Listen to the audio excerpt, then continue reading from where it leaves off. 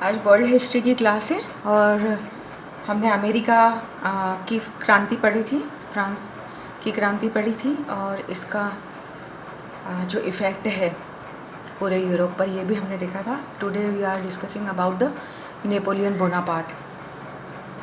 Napoleon born in 1769 in Corsica और Napoleon France के ये 23 वर्ष की आयु में ही नेपोलियन फ्रांस के नेशनल गार्ड में लेफ्टिनेंट कर्नल था और इसका जन्म कॉर्सिका के अजेसियो में हुआ था। ये इसके जो फादर थे वो कुलीन परिवार के थे और जो फ्रांस का दरबार था वहाँ पर कॉर्सिका का प्रतिनिधित्व चार्ल्स बोनापार्ट के मतलब वो खुद स्वयं ही करते थे, नेपोलियन के फादर।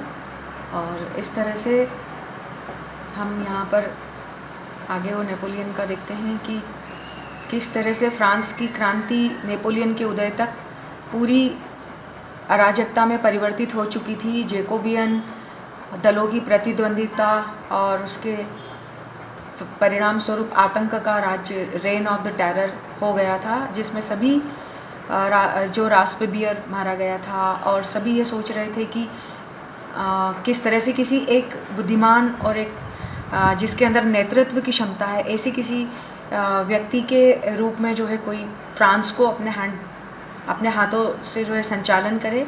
और इसी तरह जो है बीच में नेपोलियन को अपने शौर्य का प्रदर्शन करने का मौका मिला। वो डायरेक्टरी का एक प्रमुख शासक बना और प्रतिभाओं से आकर्षित हो उठा। और इस तरह से हम देखेंगे कि फ्रांस वो जो है डायरेक्टरी शासन उसने समाप्त किया, संविधान की रक्षा की, कन्वेंशन की रक्षा की और ऐसी सफलताओं ने सारे फ्रांस का ध्यान नेपोलियन की ओर आकृष्ट किया। और फिर डायरेक्टरी ने उसे इटली के अभियान का नेतृत्व दिया।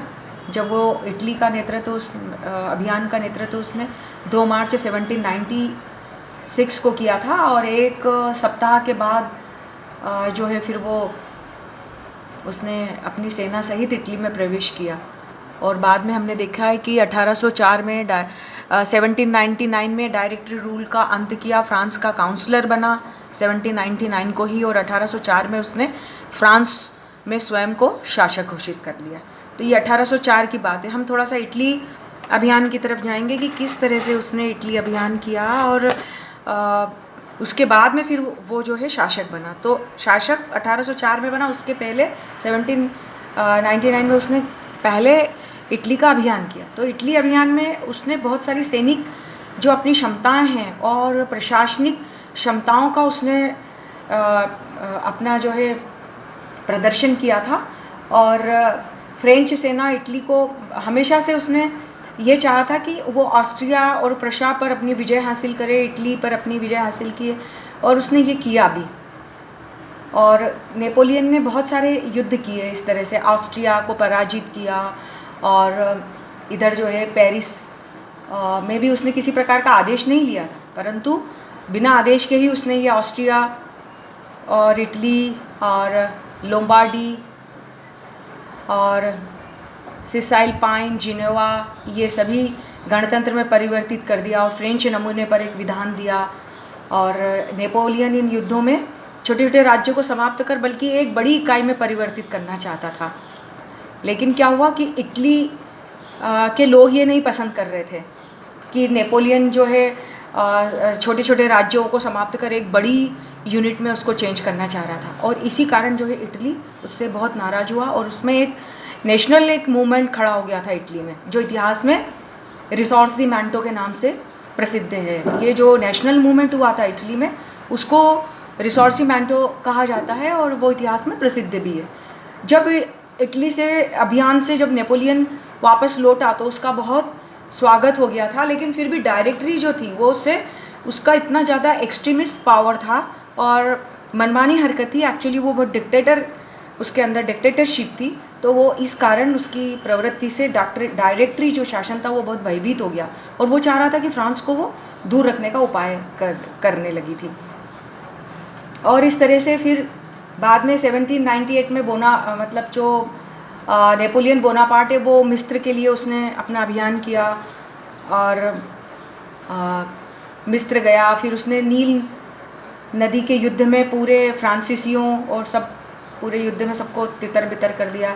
टर्की को भी इंग्लैंड की ओर से युद्ध में प्रवेश करने के लिए विवश कर दिया और इस तरह से ब्रिटेन को एक द्वितीय गुट बनाने का अवसर दिया उसने। और तुर्की में भी युद्ध में प्रविष्ट हुआ और नेपोलियन ने फिर सीरिया का अभियान छेड़ा और फिर नेपोलियन ने 1800 ईस्वी में इटली का दूसरा अभियान प्रारंभ किया। और इस तरह से युद्ध में इसने इतना ज़्यादा सब कर दिया कि फ्रांस की जो आर्थिक और राजनीतिक व्यवस्था थी वो पूरी तरह से जो है डगमगा गई थी। और पर फिर भी धीरे धीरे इसने जो है सारा सब कुछ इस तरह से अपनी व्यवस्था मतलब पूरी व्यवस्था इसने किया कि इसकी जो कानूनन जो व्यवस्था थी उसको नेपोलियन कोड कहा जाता है। और पेरिस को इसने बहुत अच्छे से सुंदर से डेकोरेट किया था और ऑस्ट्रिया लोम्बार्डी युद्ध अभियान चलाया, छोटे राज्यों को समाप्त किया। इन कार्यों से इटली में एक राष्ट्रीय आंदोलन चला, ये तो हमने पढ़ ही लिया। और आर्थिक स्थिति में सुधार किया इसने, शिक्षा पद्धति में सुधार किया, भूमि कर व्यवस्था सुदृढ़ की, पेरिस का सौंदर्यीकरण किया, सेना में परिवर्तन किया और सुधार व्यवस्था की। तो ऐसी इस व्यवस्था जो थी वो नेपोलियन सुधार के नाम से प्रसिद्ध है, नेपोलियन कोड के नाम से प्रसिद्ध है। सेना में यथेष्ट परिवर्तन जो किए, फ्रांस की व्यवस्था को एक वैज्ञानिक आधार दिया, वो अब नेपोलियन के कोड के नाम से जानी जाती है, जिसको बोलते हैं नेपोलियन संहिता। इन सुधारों से ही नेपोलियन प्रसिद्ध हो गया था और उसने ऑस्ट्रिया, प्रशा, जर्मनी उस पर अपना अधिकार तो कर ही लिया था। इंग्लैंड को भी उसने पराजित करने के लिए एक आर्थिक युद्ध बनाया था, जिसको कि महाद्वीपीय व्यवस्था कहते हैं। नेपोलियन की महाद्वीपीय व्यवस्था भी बहुत प्रसिद्ध है, अपन इसको बाद में पढ़ेंगे।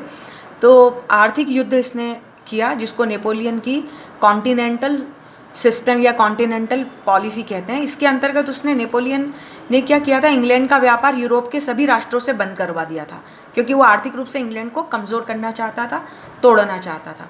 उसकी इस व्यवस्था का विरोध सभी ने किया, यूरोपीय कंट्री ने किया। तो वो सब लोगों ने एक गुट बना लिया, ऑस्ट्रिया, प्रशा, ब्रिटेन, रूस, ब्रिटेन सभी ने एक गुट बना लिया था जिसको मित्र गुट कहते हैं। और लाइप्जिग में नेपोलियन को रूस, प्रशा, ऑस्ट्रिया की सारे सम्मिलित सेनाओं ने उसे हरा दिया और मित्र राष्ट्रों ने उसे 1815 में वाटरलू के युद्ध में हरा दिया था। और इस तरह से सेंट हेलेना के में उसे जो है कारावास दिया गया और 1821 में उसकी जो है इधर मृत्यु हो गई थी नेपोलियन की। और इस तरह से उसके एक बड़े डिक्टेटरशिप जो था वो समाप्त हुआ उसका। एक नेपोलियन के युद्ध जो सुधार हैं वो भी बहुत महत्वपूर्ण है। नेपोलियन ने बहुत महत्वपूर्ण सुधार किए थे। 1799 में सत्ता अपने हाथ में लेकर फ्रांस को एक स्थायित्व प्रदान करने के लिए उसने विभिन्न क्षेत्रों में सुधार किए, जिसको कोड ऑफ नेपोलियन या नेपोलियन के सुधार के नाम से जाना जाता है। जैसे सबसे पहले उसने कॉन्स्टिट्यूशन का निर्माण किया। तो प्रथम काउंसलर बनने के बाद नेपोलियन ने फ्रांस के लिए एक नवीन संविधान का निर्माण किया जो क्रांति युग का चौथा संविधान था। इसके द्वारा कार्यपालिका शक्ति 3 काउंसलरों में निहित कर दी गई थी, जिसमें प्रधान काउंसलर को अन्य काउंसलरों से अधिक शक्ति प्राप्त थी। वास्तव में संविधान में गणतंत्र का दिखावा तो बहुत जरूरी था, लेकिन राज्य की जो संपूर्ण सत्ता थी वो तो हम जानते हैं कि नेपोलियन के हाथ में ही थी। इस तरह से उसने संविधान का निर्माण करके लोगों की वाहवाही लूटी। दूसरा यह सुधार प्रशासनिक सुधार, जिसमें शासन व्यवस्था को केंद्रीकृत किया और अलग अलग डिपार्टमेंट्स और डिस्ट्रिक्ट की स्थानीय सरकारों को समाप्त कर उसने प्रीफेक्ट और सब प्रीफेक्ट का निर्माण किया, नियुक्त किया। और इस नियुक्ति तथा गांव और शहरों के सभी मेयरों की नियुक्ति सीधे केंद्रीय सरकार द्वारा की जाने लगी। इस प्रकार प्रशासन के क्षेत्र में नेपोलियन ने इन अधिकारों पर पर्याप्त नियंत्रण रखा और इस आधार पर उसने नियुक्ति की। प्रशासनिक सुधार। इसके बाद नेपोलियन ने, हम देखेंगे इधर कि किस तरह से और भी आर्थिक सुधार भी नेपोलियन ने किए थे। इस आर्थिक सुधार में आगे देखेंगे हम कि किस तरह से नेपोलियन ने आर्थिक सुधार किए और आर्थिक सुधार के अंतर्गत उसने कर प्रणाली को सुचारू रूप से चलाया, घूसखोरी, सट्टेबाजी, ठेकेदारी पर रोक लगा दी, मितव्ययिता पर बल दिया, फ्रांस की जनता पर अप्रत्यक्ष कर लगाए, बैंक ऑफ फ्रांस की स्थापना की और ट्रांसपोर्टेशन की व्यवस्था बहुत उसने सुचारू रूप से की, जिसमें सड़कें और नहरें बनाई। तो इस तरह से उसने बहुत अच्छे भी कार्य किए थे। और आर्थिक सुधारों की दृष्टि से नेपोलियन के कार्य क्रांति विरोधी दिखाई देते थे, परंतु क्रांति काल में प्रत्यक्ष करों पर बल दिया गया और नेपोलियन ने अप्रत्यक्ष करों पर बल देकर पुरातन व्यवस्था को स्थापित करने की कोशिश की। इस प्रकार से नेपोलियन ने वाणिज्यवादी दर्शन को प्राथमिकता दी, मतलब उसने कमर्शियलाइजेशन या मर्केंटलिज्म पर उसने प्राथमिकता दी। ये जो फिलॉसफी थी, ये जो व्यूज़ था कमर्शियलाइजेशन या मर्केंटलिज्म, उसको उसने जो है एम्फेसिस किया। और शिक्षा संबंधी भी उसने सुधार किया। शिक्षा संबंधी सुधार में नेपोलियन ने जो है राष्ट्रीय, यहाँ देखेंगे हम इस तरह से कि किस तरह से नेपोलियन ने जो है शिक्षा नीति में सुधार किया। नेपोलियन ने पेरिस में एक विश्वविद्यालय की स्थापना की, जिसमें लैटिन, फ्रांस और विज्ञान, गणित इत्यादि विषयों की शिक्षा दी जाती थी। और इस तरह से शिक्षा पर अधिक सरकारी नियंत्रण रखना, वो निष्ठावान रखना उसका उद्देश्य था। नेपोलियन ने शोध कार्यों के लिए इंस्टीट्यूट ऑफ फ्रांस की भी स्थापना की थी, परंतु उसने नारी शिक्षा में कोई रुचि नहीं दिखाई थी। और शिक्षा के सुधार के साथ हम देखेंगे यहाँ पर उसने किस तरह से धार्मिक सुधार किए थे। नेपोलियन के धार्मिक सुधार पर आएंगे। इस तरफ हम धर्म की संपत्ति का राष्ट्रीयकरण कर दिया गया था। पादरियों को राज्य की वफादारी की शपथ उसने लेने को कहा था, जिससे पोप नाराज हो गया था और आम जनता को, पोप लोगों ने जो है आम जनता को नेपोलियन का विरोध करने के लिए उकसाया था और सरकार और आम जनता के बीच इससे तनाव पैदा हो गया था।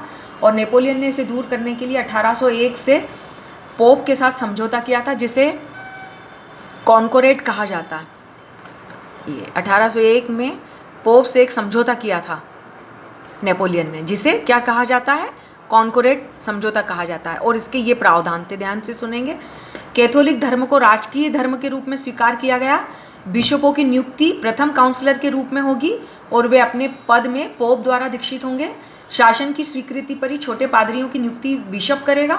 सभी चर्च के अधिकारियों को राज्य के प्रति भक्ति लेना आवश्यक था। इस प्रकार चर्च राज्य का अंग बन गया और उसके अधिकारी राज्य से वेतन पाने लगे। गिरफ्तार पादरी छोड़ दिए गए और चर्च की जब्त संपत्ति एवं भूमि से पोप ने अपना अधिकार छोड़ दिया, त्याग कर दिया। और क्रांतिकाल के कैलेंडर को स्थगित कर दिया गया और जो पुराने टाइप के जो कैलेंडर थे, जिसमें अवकाश दिवस वगैरह सब थे, उसको पुनः लागू कर दिया गया। इस प्रकार नेपोलियन ने राजनीतिक उद्देश्यों से संचालित होकर पोप से संधि की और क्रांतिकालीन अव्यवस्था को समाप्त कर दिया और चर्च को क्या किया, अपने स्टेट का भी एक पार्ट बना लिया।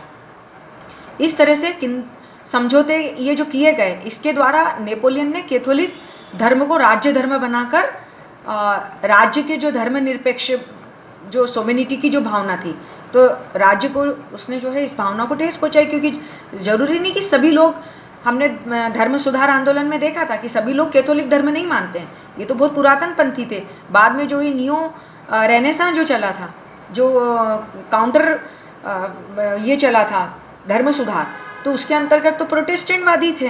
तो इसलिए उसने कैथोलिक धर्म, पोप लोगों के जो है प्रभाव में आकर कैथोलिक धर्म को राज्य धर्म बनाया था। लेकिन ऐसा करने से जो धर्मनिरपेक्ष भावना को जो प्रोटेस्टेंटवादी थे या जो दूसरे धर्म मानते थे, उनको ठेस पहुंचाया। इसलिए धर्म को राज्य का अंग मानने वाले नेपोलियन का पोप के साथ ये समझौता करना अस्थायी रहा।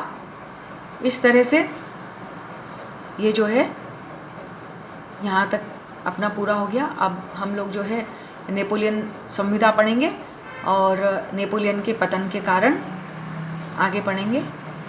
और ये हमारी तीसरी यूनिट चल रही है।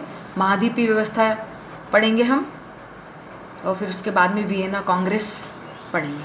Thank you.